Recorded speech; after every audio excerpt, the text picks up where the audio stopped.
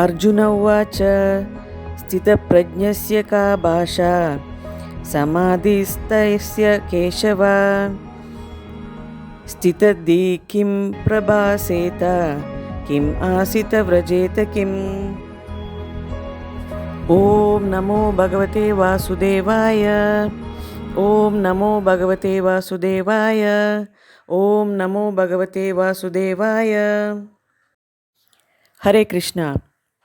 In second chapter, 54th verse, Arjuna asks Krishna, what are the symptoms of a person in steady consciousness?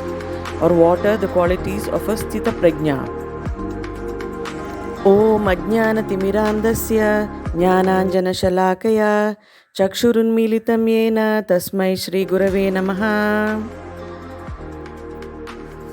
I was born in the darkest ignorance, and my spiritual master opened my eyes with the torch of knowledge. I offer my respectful obeisances unto him. We are all so lucky that we have a book called Bhagavad Gita as it is, written by His Divine Grace A.C. Bhaktivedanta Swami Prabhupada.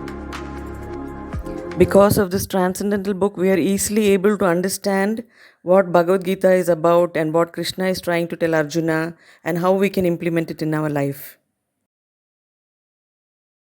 It will be useful if everybody could take this book and open it to second chapter, 54th verse, and read along with this narration.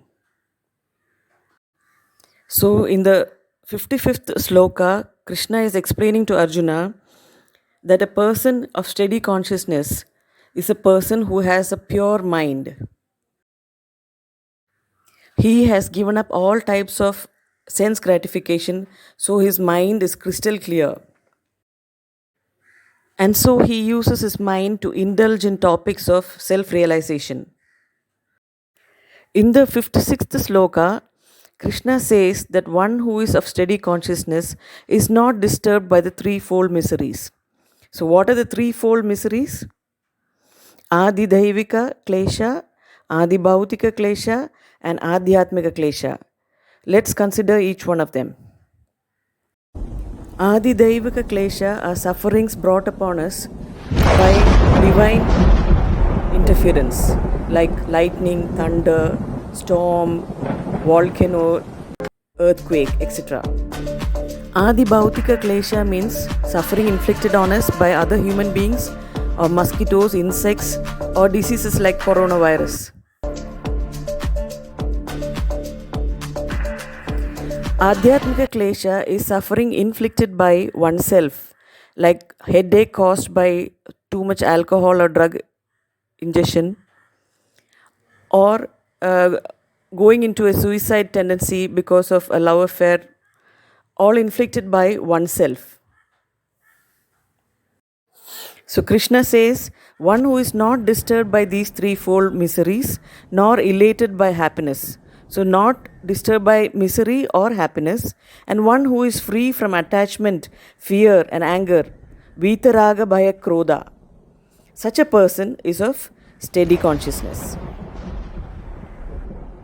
In Sloka 57, Krishna describes that one who is not affected by good or evil, such a person is also Sthita Prajna.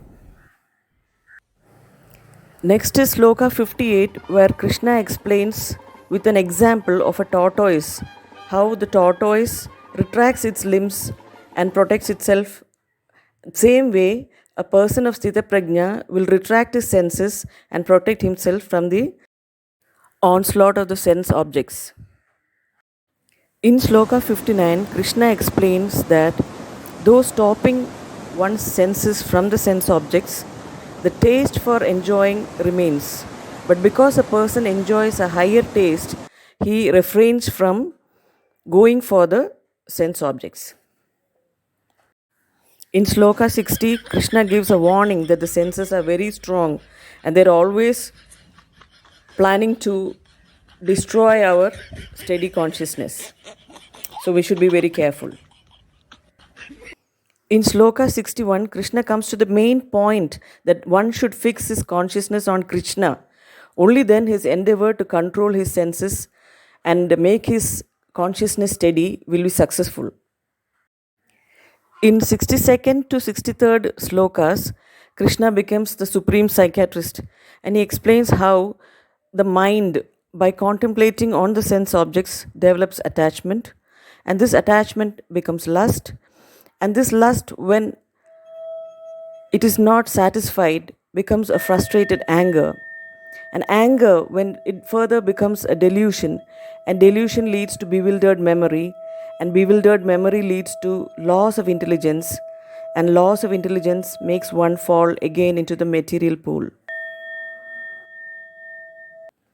In Sloka 64, Krishna mercifully explains how one can get the mercy of the Supreme Lord Krishna. So, one has to be first free from Raga Dvesha, then he has to control his senses, and he has to follow the regulative principles of freedom. The regulative principles of freedom are no meat eating, no intoxication, no illicit sex, and no gambling.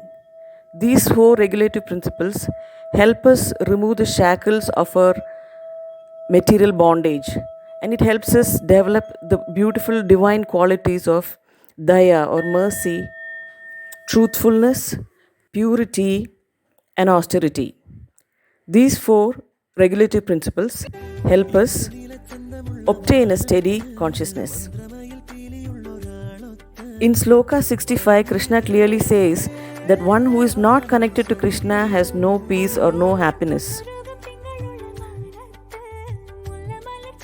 Sloka 67 is again a warning that if even one of the senses is not controlled, it will make all of the senses get carried away and one will lose his steadiness in Krishna consciousness. So, like Maharaja Ambarisha, one should utilize all his senses in serving Krishna. That way he will attain a steady consciousness.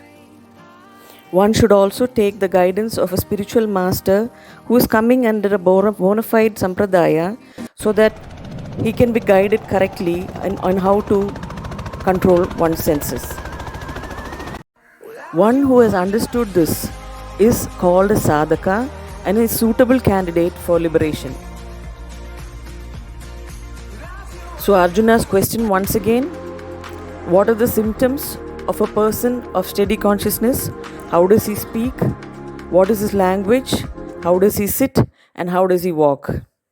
To answer this once again, here Lord Brahma explains that those who worship Lord Krishna in his abode called Svetadvipa, there the waters are all nectar or amrita, and there the people are all dancing and are all engaged in the loving service of Lord Krishna.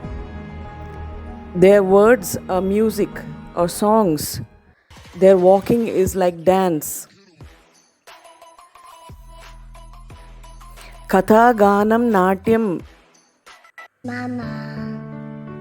So symptoms are Raga, Dvesha, Vimukta, Vitaraga, Bhaya, Krodha. Then how does he speak? He is always speaking about Krishna. How does he sit? He is very steady and he is not at all restless. He doesn't want to go here and there. He is very happy with Krishna. And how does he walk? He is always in Krishna consciousness and he is always singing and dancing. So that is the conclusion of a Sthita Prajna. Hare Krishna.